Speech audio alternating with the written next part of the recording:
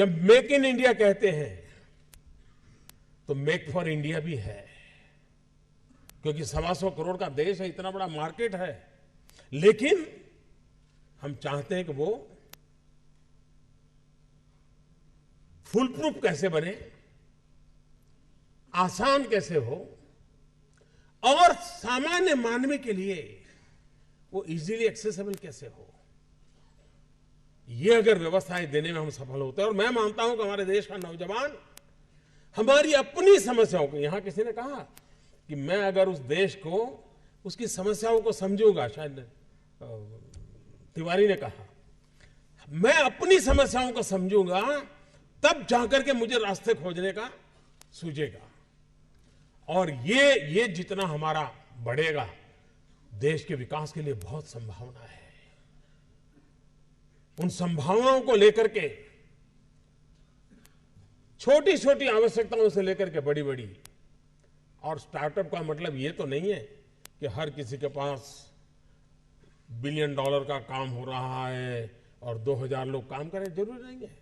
5 लोगों को भी अगर मैं रोजगार देता हूं तो मेरा स्टार्टअप मेरे देश को आगे बढ़ा रहा है।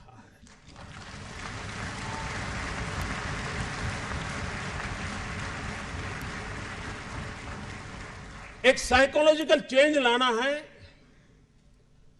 कि यूथ के दिमाग में जॉब सीकर की मानसिकता से उसको बाहर लाना है, वो जॉब क्रिएटर बने।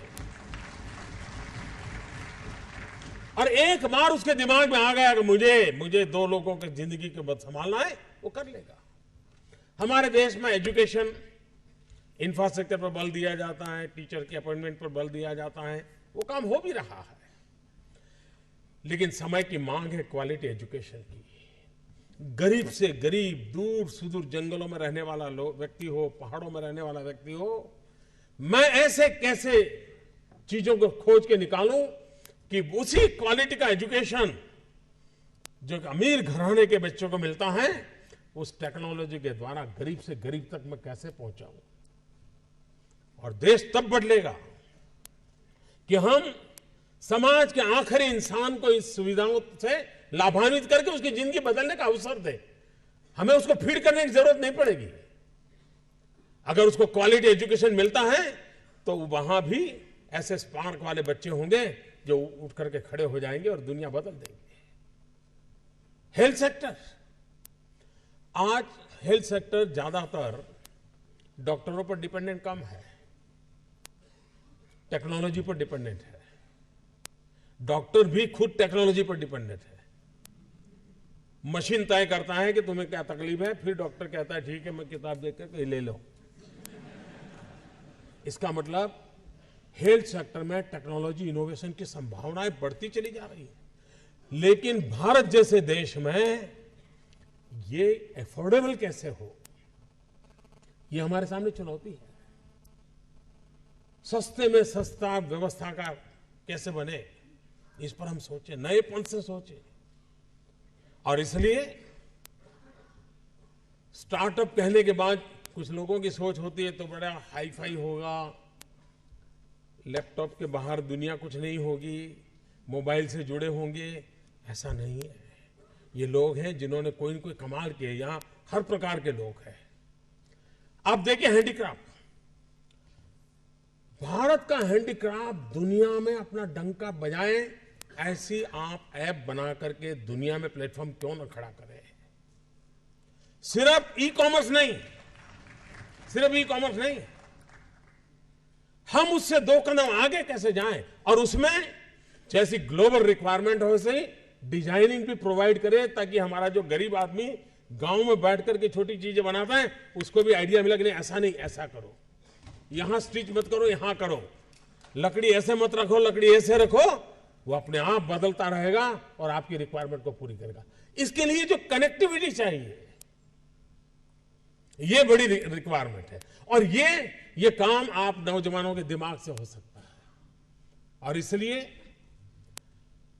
मैं जब कहता हूं स्टार्टअप इंडिया, तो मैं मान के चलता हूं स्टैंड अप इंडिया। इसके लिए मुझे अलग सोच करने की जरूरत नहीं है।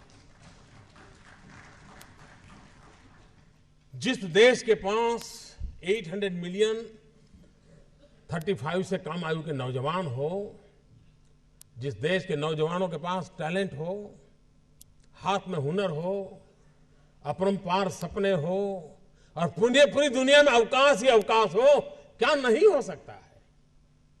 आज मैं आईटी प्रोफेशनल से कहना चाहूंगा, विश्व के किसी भी दुनिया के देश के नेताओं से मैं मिलता हूं, दुनिया का कोई भी डेलीगेशन आता है, उनकी जो बातों होती है उसमें एक चिंता हर एक को सता रही है और वो है साइबर सिक्योरिटी। हर कोई परेशान है साइबर सिक्योरिटी को लेकर के। क्या भारत साइबर सिक्योरिटी प्रोवाइडर के रूप में अथॉरिटी बन सकता है? एक बार हिंदुस्तान का ब्रांड का साइबर सिक्योरिटी का सॉफ्टवेयर मिल गया, अब दुनिया की कोई ताकत उसको हिला नहीं सकती। ये कर सकते हैं क्या? मानव जात के लिए चुनौती आवश्यक है, क्योंकि सरफरे लोग तो हैं जो तबाही करने पर तुले हुए हैं, लेकिन हम मानवता को बचा भी तो सकते हैं। हमारे पास इस प्रकार के लोग हैं और ये भी सही है, भारत के पास मिलियंस ऑफ मिलियन प्रॉब्लम है, कोई इनकार नहीं कर सकता है। लेकिन एट द सेम टाइम मुझे इस बात का भरोसा भी है कि बिलियंस ऑफ बिलियन माइंड भी है। अगर मिलियन प्रॉब्लम है तो बिलियन माइंड भी तो हमारे देश में है। हर स्टार्टअप के पीछे कोई न कोई समस्या के समाधान का इरादा रहना चाहिए, और जब किसी स्टार्टअप के पास समस्या के समाधान का इरादा होगा तो उसकी संतोष का लेवल भी कहीं कुछ और होगा जी। जब किसी की जिंदगी में बदलाव लाता है तो उसको एक सेटिस्फेक्शन मिलता है। और इसलिए मैं वो कुछ करके दिखाऊं जिसमें मैं जॉब क्रिएटर बनूं, मैं वो कुछ करके दिखाऊं कि जिसके कारण किसी की जिंदगी में मैं काम आऊं, मैं वो कुछ करके दिखाऊं कि मेरे देश को एक कदम आगे ले जाने में मेरा भी कोई योगदान हो। इतना भी अगर सपना लेकर के हम चलते हैं, हम बहुत कुछ कर सकते हैं।